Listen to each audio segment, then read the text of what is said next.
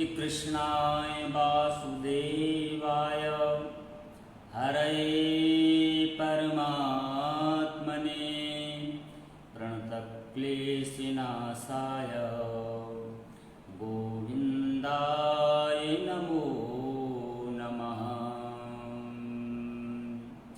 बांके बिहारी की असीम अनुकंपा से पितर पक्ष के पावन अवसर पर श्रीमद् भागवत महापुराण का द्वितीय दिवस प्रारंभ करते हैं।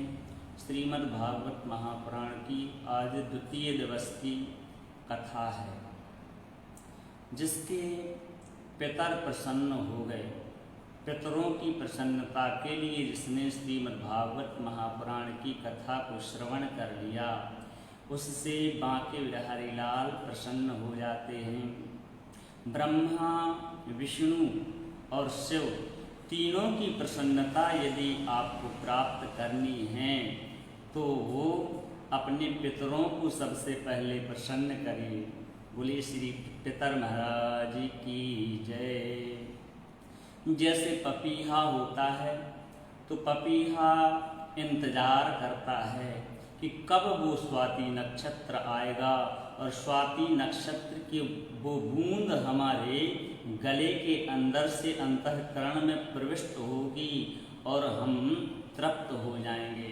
उसी प्रकार से पितर देव भी याचना करते हैं, पितर महाराज भी इंतजार करते हैं, सोचते हैं कब हमारा पितर पक्ष आएगा और जिन बच्चों के लिए, जिन हमने अपने परिवार के लिए अपना जीवन संपूर्ण समर्पित कर दिया, अपना तन, अपना मन, अपना धन, सब कुछ जिनके लिए हमने निछावर कर दिया, तो पितर पक्ष में वो इंतजार करते हैं कि वो हमको जलांजलि प्रदान करेंगे, वो हमको भोजन कराएंगे, हमारे निमित्त दान करेंगे, हमारे निमित्त पुण्य करेंगे, हमारे निमित्त श्रीमद् भागवत महापुराण की कथा श्रवण करेंगे और हमको तृप्ति मिलेगी।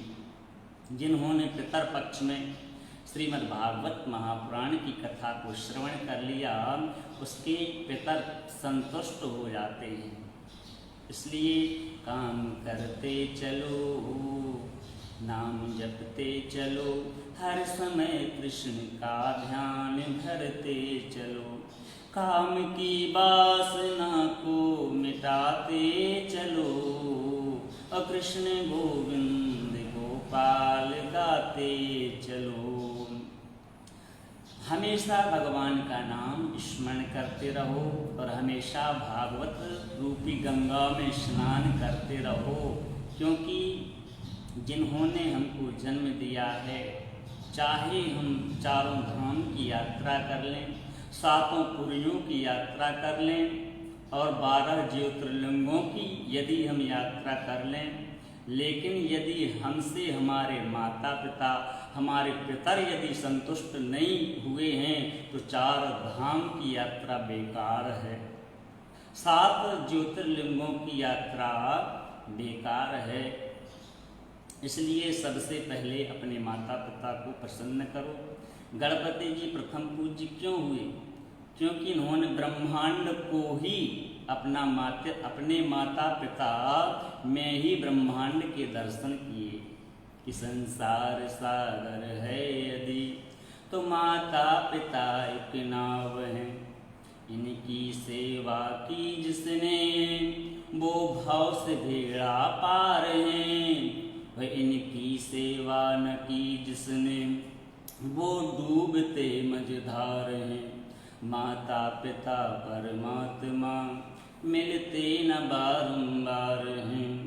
जिन्होंने ब्रह्मा की तरह हमको उत्पन्न किया, भगवान विष्णु की तरह जिन्होंने हम लोगों का पालन किया और भगवान शिव की तरह जिन्होंने हमारे अंदर की बुराइयों को मिटा करके एक अच्छा इंसान बनाया, ऐसे माता पिता की चरण वंदना जो मनुष्य करता है, ऐसे अपने माता पिता को, अपने पितरों को जो भक्त भागवत की कथा श्रवण करा देते हैं तो वो प्रसन्न हो जाते हैं। और जब वो प्रसन्न हो जाते हैं माता पिता, तो ब्रह्मा विष्णु शिव सभी देवता ऑटोमेटिक ऐसे भक्त के ऊपर कृपा बरसाने लग जाते हैं। और ऐसा ही मनुष्य हमेशा सुखी रहता है। सुख को खोजने की आवश्यकता नहीं, अपने पितरों को प्रसन्न कर लीजिए। और पितर प्रसन्न होंगे कैसे? पितरों को प्रसन्न करने के लिए पितर पक्ष में श्रीमद् भागवत महापुराण का रसास्वादन करना होगा। बोलिए श्री भागवत भगवान की जय। क्योंकि भागवत महापुराण एक कल्प वृक्ष है कि निगम कल्पतरोर्गलितं फलं सुखमुखाद मृत द्रव संयुतं पिबत भागवतं रसमालयं मुहुरहो रसिका भुवि भावुका। निगम मतलब कल्प वृक्ष। सतयुग में सबने कल्प वृक्ष देखा होगा, त्रेता में सबने कल्प वृक्ष देखा है, द्वापर में भी दर्शन किए हैं कल्प वृक्ष के। लेकिन इस कलयुग में, इस कराल कलयुग में यदि कोई कल्प वृक्ष है तो वह कल्प वृक्ष श्री भागवत भगवान ही हैं। भागवत की जो शरण में आ गया उसको सुख मिलता है, उसको संपत्ति मिलती है, उसके समस्त संकट भगवान श्री बांके बिहारी आसानी से नष्ट कर देते हैं। आसानी से संकटों को नाश करने वाला ये श्रीमद् भागवत महापुराण जो है महान ग्रंथ है। 17 पुराणों की रचना व्यास जी महाराज ने की, लेकिन मन को संतुष्टि प्राप्त नहीं हुई, तो श्री नारद जी के उपदेश से श्रीमद् भागवत महापुराण की रचना की है। और जैसे ही भागवत महापुराण की रचना की तो मन को आराम मिल गया। इसलिए श्रीमद् भागवत महापुराण को अवश्य श्रवण करना चाहिए कि श्रीमद् भागवताख्योऽयं प्रत्यक्ष कृष्ण एव हि स्वीकृतोऽसि मया नाथ मुक्त्यर्थं भवसागरे। जैसे नदी को पार करने के लिए नाव की आवश्यकता होती है, वैसे ही इस भवसागर को पार करने के लिए श्रीमद् भागवत महापुराण की परम आवश्यकता है। ये भवसागर है, भवसागर को पार करना है तो श्रीमद् भागवत महापुराण की कथा को श्रवण करते रहो। कब तक श्रवण करें? बोलिए मामा मुंचन कर चित। हमेशा इस ज्ञान गंगा में डूबे रहो, अवश्य पार हो जाओगे। माता पार्वती ने भगवान शिव से कहा कि आप हमको श्रीमद् भागवत महापुराण की कथा अवश्य श्रवण कराएं, क्योंकि अकेले अकेले आपने अमर कथा का रसास्वादन किया है। तो भगवान भोलेनाथ ने कहा कि हे देवी, कथा यदि आपको श्रवण करनी है तो एकांत में चलना होगा। माता पार्वती को साथ में लेकर के अमरनाथ की ओर भगवान भोलेनाथ चलना प्रारंभ कर देते हैं। वहाँ पर सबसे पहला गांव कौन सा पड़ता है? उस गांव का नाम है पहलगांव, जिसके लिए पहले बैलगांव भी बोला जाता था। वहाँ पर भगवान भोलेनाथ ने अपने नंदी महाराज से कहा कि आप यहीं पर विश्राम करें। भगवान भोलेनाथ ने नंदी जी को पहलगांव में छोड़ दिया और इसके आगे जैसे ही भगवान भोलेनाथ बढ़े हैं तो आगे एक स्थान पड़ता है नाग टेकरी। नाग टेकरी में भगवान ने अपने नागों को उतार करके रख दिया। आज भी उन नागों का पूजन किया जाता है। और आगे जैसे बड़े हैं तो एक स्थान पड़ता है चंदनवाड़ी। चंदनवाड़ी में भगवान शिव ने अपने चंद्रमा को उतार करके उस स्थान पर रख दिया। और आगे जैसे बड़े हैं तो एक स्थान पड़ता है पंचतरंगिणी। पंचतरंगिणी में भगवान भोलेनाथ ने माता गंगा जी को वहाँ पर छोड़ दिया और छोड़ करके भगवान भोलेनाथ उस अमरनाथ की गुफा में प्रविष्ट किए हैं। और जा करके भगवान शिव ने अपना डमरू हाथ में ले लिया और डमरू लेकर के भगवान ने ऐसा निनाद किया है कि जटाटवी गिलज्जुल प्रवाह पावितस्थले गले वलंबिताम्बुजंग तुंग मालिकाम डमड्डमड्डमड्डमन्यनादमड्डमरवयं चकारुचुन्न तांडवम तनोतु न शिवा शिवम। भगवान ने ऐसा नृत्य किया और जैसे ही तीसरा नेत्र खोला तो वहाँ पर संपूर्ण चराचर जल करके भस्म हो जाता है, एक भी शेष नहीं रहता। लेकिन भगवान ने जैसे ही अपना आसन बिछाया है, 3 तालियां बजाईं, सारे के सारे पक्षी उड़ करके वहाँ से चले गए।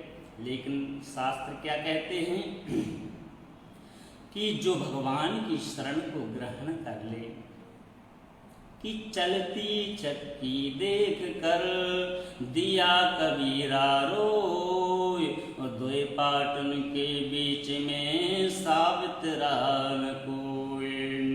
चक्की में सब फंस जाते हैं, लेकिन जो चक्की कील के पास में आ जाता है वो बच जाता है। उसी प्रकार से उस पक्षी के जो अंडा था भगवान शिव की आसन के नीचे आ जाता है और जैसे ही भगवान की शरण प्राप्त हो गई तो वह बच जाता है। भगवान भोलेनाथ एकांत आसन में विराजमान हो गए और नेत्र बंद करके श्रीमद् भागवत महापुराण की कथा का प्रथम दिवस प्रारंभ किया। भगवान शिव ने माँ शिवा से कहा कि आपको यदि भागवत की कथा श्रवण करें, ध्यान मग्न में होकर के मैं कथा कहूँगा, आंखें खुलेंगी नहीं और आप केवल आवाज करते जाना, हाँ हाँ करते जाना, तो हमको पता चलेगा कि कोई कथा श्रवण कर रहा है। माता पार्वती ने कहा कि चलो ठीक है, और समाधिस्थ होकर के जैसे भगवान भोलेनाथ ने मंगलाचरण किया कि जन्माद्यस्यतोऽन्वयादितरता चार्थेषु विज्ञस्वराट् तेने ब्रह्म हृदयादिकवये मोहयन्ति यत् सूरयः तेजो वारिमृदां यथा विनिमयो यत्र सर्गो मृषा वधाम्ना स्वेन सदा निरस्तु कुहकं सत्यं परं धीमहि। भगवान भोलेनाथ ने अमर कथा श्रीमद् भागवत महापुराण की कथा के प्रथम स्कंद का प्रथम श्लोक श्रवण कराया कि देवी इस दुनिया में आदि मध्य और अंत तीनों जगह केवल एक की ही सत्ता है। वह सत्ता किसकी है? वह आदि गुरु नारायण हैं, जो मेरे भी गुरु हैं।